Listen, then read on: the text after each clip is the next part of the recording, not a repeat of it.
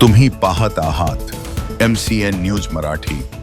अकोट ग्रामीण पोलिसांना तालुक्यातील गाजीपूर शेतशिवारामध्ये खदानमधील टिप्पर व ट्रक चालकांना अवैधरित्या डिझेलची विक्री सुरू असल्याची गोपनीय माहिती प्राप्त झाली होती। या माहितीच्या आधारे 17 डिसेंबर रोजी सापळा रचून पोलिसांनी या प्रकरणी नागोराव पांडुरंग काळे यास मुद्देमालासह ताब्यात घेतले।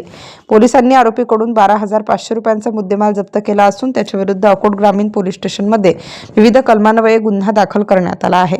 सदरची कारवाई अकोला जिल्हा पोलीस अधीक्षक अर्चित चांडक, अपर पोलीस अधीक्षक चंद्रकांत बी रेड्डी तसेच सहाय्यक पोलीस अधीक्षक निखिल पाटील यांच्या मार्गदर्शनाखाली अकोट ग्रामीण पोलीस स्टेशनचे ठाणेदार किशोर जुनघरे, पोलीस उपनिरीक्षक मीनाक्षी काटोले यांनी ऑपरेशन प्रहार अंतर्गत केल्याची माहिती पोलीस प्रशासनाकडून देण्यात आली आहे। MCN न्यूज मराठीसाठी देवानंद खिरकर, अकोट।